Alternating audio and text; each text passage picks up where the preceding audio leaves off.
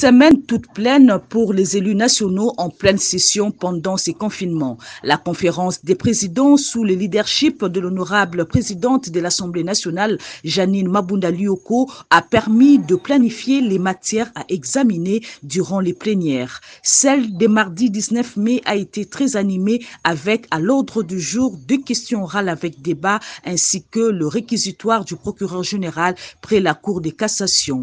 Les 2 questions étaient adressées respectivement au vice-premier ministre en charge de l'Intérieur, Sécurité et Affaires coutumières et au vice-premier ministre en charge du budget.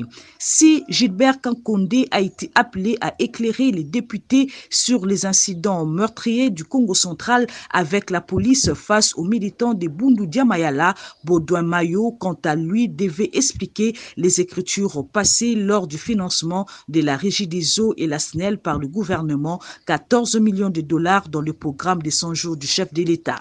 Le vice-premier ministre de l'Intérieur reviendra devant la représentation nationale la semaine prochaine pour fixer l'opinion sur ces incidents qui font couler encre et salive. Lors de la même plénière, le procureur général près la Cour de cassation a présenté son réquisitoire visant à ouvrir une information judiciaire en charge d'un membre du gouvernement, à savoir John Tumba de la formation professionnelle.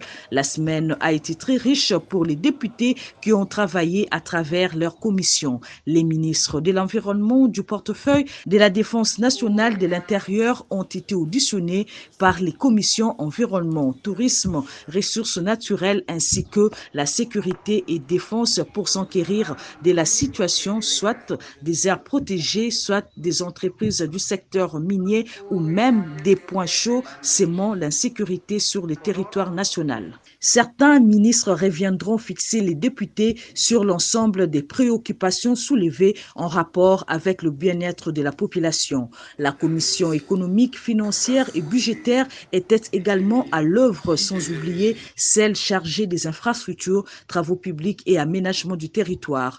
Un moment d'intense activité, loin des bruits et spectacles de la plénière. La semaine très productive termine ce vendredi par l'examen et le vote du projet de loi portant prorogation de l'état d'urgence sanitaire proclamé par le chef de l'État le 24 mars 2020 au regard des menaces qui fait peser encore la COVID-19 sur la vie nationale.